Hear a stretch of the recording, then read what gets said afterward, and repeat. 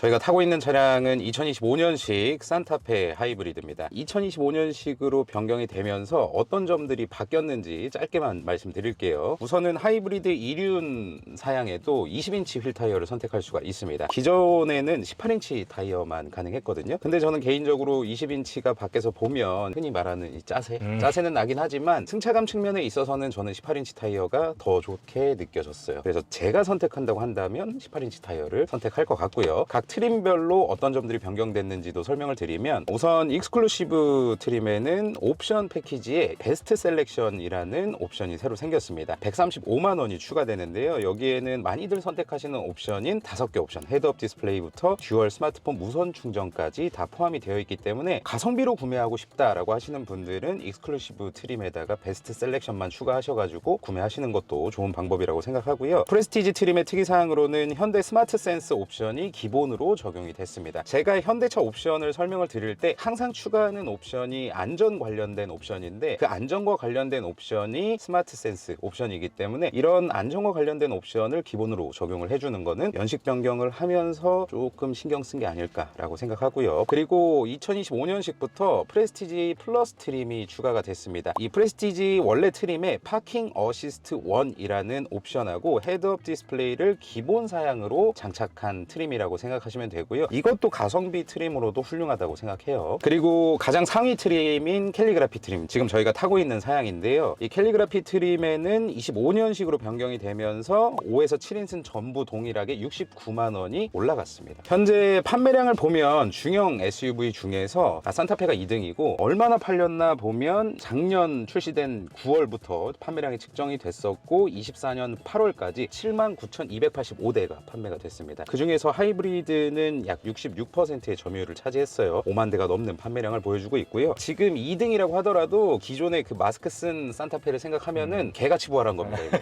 왜냐하면 그때는 QM6한테도 판매량이 밀렸었기 때문에 현대자동차 내부에서도 좀 고민이 많았을 거예요. 간판 SUV인데 판매량이 쭉쭉 밀리다 보니까 그때부터 아마 소렌토가 굳건한 1위를 지키지 않았나라고 생각을 하고, 보통은 연식 변경 해봤자 진짜 바뀌는 게 없어요, 국산차도. 근데 기본적인 안전사양도 추가를 해주고 그러다 보니까 많은 상품성 개선이 있지 않았나라고 생각을 합니다. 벌써 1년 2개월 됐어요, 출시된 지가. 그래서 많은 분들이 아마 보고 계실 텐데, 이번 영상은 와이프 설득용으로 산타페 하이브리드를 사야 되는 이유에 대해서 말씀을 드리도록 하겠습니다. 첫 번째는 공간감입니다. 산타페 자체가 기존에도 말씀드렸지만 차량을 신모델을 설계를 할 때 다른 외형을 다 디자인하고 그 다음에 실내를 설계를 하는데, 산타페는 실내부터 설계를 했습니다. 이거를 얼마나 크게 뺄 것인가 라는 것에 중점을 두고 설계를 했기 때문에 이 실내 공간감에 있어서는 진짜 중형 SUV 중에 이 정도 크기의 실내를 보여주는 차량이 있나 싶어요. 아빠들 입장에서 보면 제일 중요하게 생각하는 게 우리 가족이 편안하게 어디 이동할 수 있느냐, 그리고 이동을 했을 때 그 짐들을 편안하게 실을 수 있느냐가 가장 아마 중요한 요소 중에 하나일 거예요. 근데 산타페는 많은 부분을 충족시킨다라고 생각합니다. 저희가 타고 있는 모델이 6인승 모델인데, 이 6인승으로 뺐을 때 3열을 접어놓고 4인이 편안하게 딱 탈 수 있고, 그리고 뒤에 트렁크 보시면 아시겠지만 박스형으로 돼 있잖아요. 유모차 넣기도 편하고 골프백 4개, 보스턴백 4개까지 들어간다고 해요. 그리고 1열도 무지하게 넓습니다. 저도 살집이 좀 있어서 작은 차를 타면 되게 좀 좁아 보이는데, 이렇게 딱 탔을 때도 되게 넓어요. 무릎이 닿는 공간들도 넓고 이 센터 터널도 넓고. 근데 이 센터 터널이 넓다 그래서 불편하냐? 아닙니다. 이 밑에 공간이 또 있어요. 요거는 이제 언제 사용하시면 되냐면 음식 포장하실 때, 그리고 커피 같은 거 이렇게 종이로 되어 있는 캐리어 있잖아요. 이런 공간이 없으면 놓기가 진짜 애매해요. 그리고 여성분들 같은 경우는 여기에 이제 구두 같은 거 놓으실 수도 있고, 아이패드나 노트북 이런 게 다 들어가는 사이즈이기 때문에 이 활용도가 상당히 좋습니다. 그래서 전반적으로 이 공간감에 있어서는 정말 훌륭하다라고 생각을 해요. 그 2열도 편하지 지금. 이렇게 자리를 뺐는데도 불구하고 자리가 많이 나오는데 또 조절이 가능하니까 공간감만 치면 거의 스타리아지 않나? 2열 공간감만 치면 그만큼 편안하게 이동하고 무리 없이 짐을 실을 수 있다는 거. 물론 소렌토도 실을 수 있습니다. 실을 수 있는데 디자인에서 오는 그 사소한 공간들이 짐을 넣을 때 문제로 다가올 때가 있거든요. 개인적으로는 그런 거에서 생각해보면 소렌토보다는 산타페가 좀 더 낫지 않나 라고 생각을 해요. 물론 이제 디자인의 손해를 보긴 봤죠. 상도 많이 받았고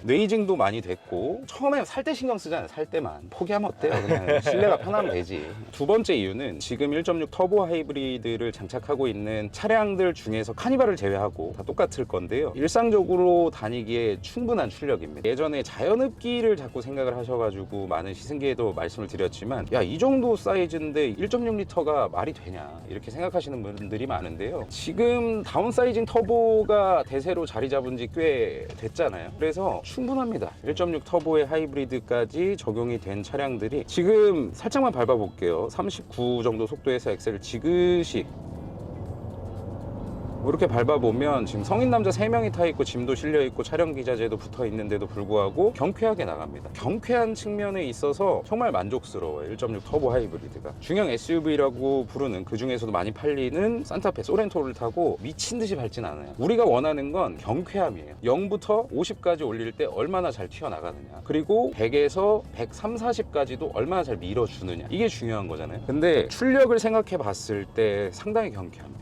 많은 분들이 만족을 하실 거고, 그리고 지금 구매하신 분들 판매량을 보면 아시겠지만 52,000대 이상 판매가 된 거잖아요. 그분들이 바보가 아닌 이상 본인들의 큰 돈을 주고 사는데 이런 거 비교 안 해보셨겠어요? 출력에 있어서는 의심을 하지 않으셔도 됩니다. 하이브리드 특성 자체가 처음에 이제 지금도 EV가 계속 들어와 있잖아요. 밟았을 때 어찌됐든 모터가 도움을 주고 엔진까지 같이 힘을 내주면서, 그리고 트랜스미션까지 하이브리드 전용 미션이 들어가면서 엔진의 힘을 바닥에 뿌려주는 그런 메커니즘이 상당히 잘 되어 있기 때문에, 그것 때문에 아마 부족함을 느끼시지 못하고 충분하다, 경쾌하다, 많은 장점을 누리실 수가 있으실 겁니다. 그 다음 산타페 하이브리드를 구매해야 되는 세 번째 이유는 단연코 연비죠. 하이브리드를 구매하시는 목적, 친환경성도 있고 출력도 있을 거고 뭐 다양한 이유가 있겠지만, 가장 큰 이유는 저는 연비라고 생각합니다. 이게 공식 복합 연비가 14.4고요 도심이 14.9, 그리고 고속이 13.8이거든요 보시면 아시겠지만 저희가 219km 주행을 했어요. 탁송까지 다 해서 14.6입니다 1년에 2만 km 타시면 한 달에 지금 가솔린 리터당 1601원 정도 기준으로 한다면 한 달에 17만원 정도 유류비로 주행을 하실 거예요. 굉장히 경제적이죠. 아, 연비 그 정도면은 뭐 좋지, 혹은 연비가 안 좋은 차량들을 만약에 사신다 그러면 그 정도면 뭐 할만하지 라고 생각하시는데, 실제로 차를 받고 주유소를 막 가면 체감이 확 느껴집니다. 한번 주유할 때 금액이 적지 않잖아요. 자주 주유소를 가는 경우에는 상당히 부담으로 다가오거든요. 거기에다가 유류비도 지금 오름 추세거든요. 이 영상을 찍는 이 시기에는 유류비가 조금 오른다고 하더라도 발컨을 통해서 약간은 연비를 올려주면 이게 퉁이 쳐져요, 흔한 말로. 기름 탱크 용량을 연비에다 곱해보면 풀주유했을 때 한 1000km는 탑니다. 한 달에 한 번 정도, 그 정도 주유를 하시면 되지 않을까. 한 달에 1000km 타기 좀 힘들어요. 그리고 또 하나가 연비를 올릴 수 있는 팁인데, 이 회생제동이 있거든요. 수동으로 왼쪽 패들 시프트를 하나씩 당기시면 1, 2, 3단계로 또 조절하실 수가 있고, 오른쪽 패들 시프트를 이렇게 당기면은 회생제동 단계가 3, 2, 1, 0, 내가 원하는 대로 회생제동 단계를 조절할 수가 있습니다. 그리고 오른쪽 패들 시프트 길게 당기고 계시면 오토가 떠요. 주행 환경에 맞춰서 회생제동을 조절을 하는 거죠. 그래서 버려지는 운동 에너지를 전기 에너지로 회수를 함으로써 조금 더 연비 효율 올릴 수 있는 그런 기능들이 들어가 있습니다. 시내에서 제일 높게 본 연비는 이제 전기 모드로 적극적으로 이제 활용을 했을 때 20km 넘습니다. 물론 주행거리가 짧긴 하지만. 나는 차값은 비싸도 돼, 근데 유지하는 데 드는 비용이 조금 작았으면 좋겠어 라고 생각하시는 분들은 산타페 하이브리드도 좋은 대안이다 라고 생각을 해요. 네 번째 산타페를 추천하는 이유는 승차감입니다. 산타페 소렌토 승차감 똑같은 거 아니야, 어차피 껍데기만 다른 거 아니냐 생각하실 수 있는데, 세부 세팅이 다르기 때문에 승차감이 달라요. 저희가 기존에도 말씀을 드렸지만 똑같은 타이어 사이즈를 채택하고 똑같은 트림으로 맞췄을 때, 풀옵션을 맞췄을 때 소렌토가 약간 더 탄탄하고요, 산타페가 물렁하다고 표현을 하죠. 아니면 부드럽다고 표현을 할 수도 있고요. 부드러운 걸 좋아하시는 분들은 산타페가 맞을 거고, 근데 저는 개인적으로 약간은 부드러운 승차감을 좋아하기 때문에 산타페를 더 좋아해요. 그리고 그 부드러운 승차감이 어떻게 보면 고속으로 주행할 때 약간 안정감으로 다가오거든요. 이게 무슨 말이냐면, 서스펜션이 좀 탄탄한 편이면 고속으로 막 주행하다 보면 노면이 고르질 않잖아요. 포장이 잘 된 도로를 제외하고는. 그럴 때 불안해요. 톡톡 튀기 때문에. 맞아요. 근데 부드러운 차량 같은 경우는 쫙 깔려서 가고 어느 정도의 노면의 충격, 이런 것들도 먹어주기 때문에, 그리고 시트도 같이 그런 것들을 상쇄해 주기 때문에 약간은 출렁출렁하면서 안정감을 가져갈 수가 있습니다. 그래서 이런 서스펜션 차이나 타이어에서 오는 이런 차이들이 저는 소렌토보다는 산타페 쪽이 맞다라고 생각하기 때문에 산타페에 조금 더 손을 들어주고 싶고요. 그리고 승차감 측면에서 보면 서스펜션을 얘기를 안 할 수가 없는데, 지금 이 차량에는 20인치 타이어가 끼워져 있어서 그렇지 20인치 타이어가 끼워져 있다라고 하더라도 약간은 뭐 탄탄하지만 받아줄 건 다 받아줍니다. 노면에 이런 굴곡진 충격들이라고 해야 되나, 잔요철들의 이런 충격들도 다 받아주고요. 어떤 느낌이냐면 차체는 이 정도 이제 갈 때는 아래 바퀴만 움직이면서 받아주는 이런 느낌이고, 그리고 방지턱을 넘으면 딱 넘었을 때 한번 충격 여진을 한번 주고 끝입니다. 뒷바퀴도 동일하고요. 그래서 1열과 2열의 승차감이 그렇게 크게 차이 나진 않는 것 같아요. 여진이 또 많으면은 피치라 그러죠. 이거 위아래로 흔들리는 거를. 이게 많으면 어지럽고 그런 경우도 있어요. 멀미를 하는 경우도 있고. 근데 그런 것들을 최대한 좀 억제를 할 수 있다 보니까 물렁함과 탄탄한 그 어디쯤에 상당히 잘 해놓은 세팅입니다. 그리고 롤도 지금 빨리 가진 못하지만 이런 산길 넘어갈 때 확확 이렇게 틀면 롤이 어느 정도 있고, 예전에는 이 바닥하고 상체가 따로 노는 느낌이었거든요. 불과 이전 모델에만 해도 쭉쭉 돌려보면 되게 좀 불안했어요. 그런 롤도 많이 억제를 시켜줬기 때문에 상당히 좋은 승차감을 가져가실 수가 있습니다. 그리고 또 하나가 하이브리드는 이 핸들링이랑 이 라이드 뭐 이런 기술들이 들어있거든요. 예를 들어서 급격한 코너를 돌아 나갈 때 이 DTVC라 그래서 이 토크 벡터링이죠. 어떻게 보면 각 바퀴에 전달하는 이 토크를 분배를 해서 노면 접지를 이제 안정감 있게 가져갈 수 있는 기능들도 들어있고요. 그리고 이 핸들링이라 그래서 긴급 회피할 때 이렇게 노면이랑 차체랑 잘 붙어 있을 수 있도록 하는 기술들도 들어가 있고, 그리고 이 컴포트라고 해서 이게 1, 2세대가 있거든요. 1세대는 과속방지턱 넘을 때 우리가 이렇게 탁 넘고 떨어지면 차가 앞이 이렇게 죽잖아요. 그럴 때 모터를 돌려서 차 앞을 약간 들어주는, 보정을 해주는 거죠. 그리고 딱 떴을 때는 차가 이렇게 들리잖아요. 그럴 때 약간 감속을 당겨줘가지고 이렇게 숙일 수 있도록 하는 기능들도 들어 있습니다. 근데 이거 아마 없는 차량 있는 차량 타보고 얘기하라 그러면 얘기를 못 하겠죠. 저도 그런 연구소도 센서를 가지고 측정을 하는데 뭐 얘기하진 못하겠지만, 기본적으로 승차감이 상당히 이런 기능들이 다 합쳐져가지고 좋은 승차감으로 다가오는 것 같고요. 공간뿐만 아니라 시트도 많은 영향을 주는데, 이 시트 크기 자체가 넘사야 넘사. 진짜 넓고요. 좌판의 길이라든지 만져봤을 때 촉감, 그리고 이렇게 운전을 하고 있을 때에 나를 방해하지 않는 이런 것들, 그리고 헤드레스트도 약간은 탄탄합니다.